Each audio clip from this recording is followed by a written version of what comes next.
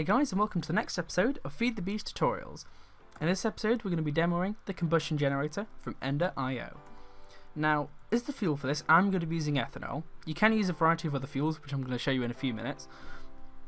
But I'm going to be using ethanol mainly because it is what I made last episode using the still and the fermenter. If you want to go and check out both of those tutorials and how to use those, I'll leave a link in the description box below to the playlist. But anyway, on with the tutorial. So what you're going to need to do, guys, is basically place this guy down in the world. And he has a fairly simple interface. If I just show you guys here, he has a power output slot, and then he has a section for fuel and a section for coolant. You can also click on this configure ID button. And what you can do with this interface, guys, is basically drag around, and you can basically toggle whether you want it to. So if you right click on a face, you can basically toggle whether you want it to pull fluids from the adjacent tile and into the combustion generator. This only applies if you're not directly sending it into it and you want it to say pull from a tank or something, or you can disable it if you don't want it to interact with that block at all, or you can just leave it by default, which I'm going to. So basically what you're going to need to do is obviously pump a fuel and some kind of coolant into it. Now I'm going to quickly show you guys about that actually, and if I click on this, what we can do is look at this, guys, and there's basically 8 different combinations of fuel to coolant. So there's 4 different fuels. There is rocket fuel, there is ethanol, which we're going to be demoing here, there's going to be hooch, and there's going to be firewater.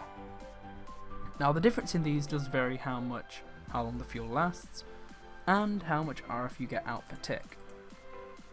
The coolant, however, doesn't actually affect your power output. So for example, if I show you firewater with water as a coolant and with crushed ice, as you can see it's both HTRF. So if I'm honest, if you want my advice, I would focus mainly in on what fuel you're going to use rather than what coolant you're going to use, as crushed ice is harder to get than water.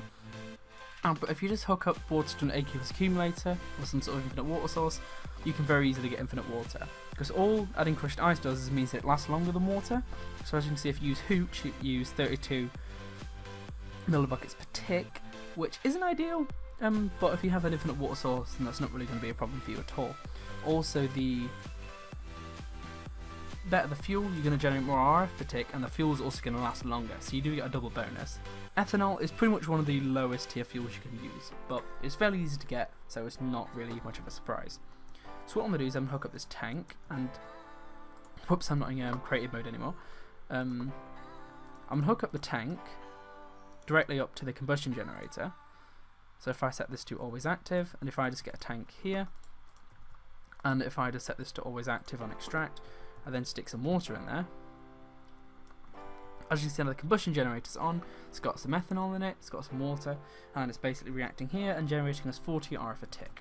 So if I stick this into a capacitor bank, which I'm going to stick with some cabling and a capacitor bank there, as you can see, once it levels off, it should be giving us a consistent 40 RF per tick, using fuel ethanol and using the coolant of water.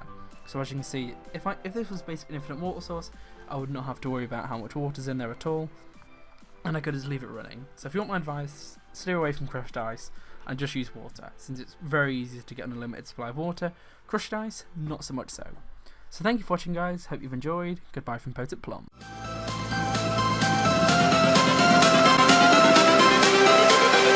Everything changes.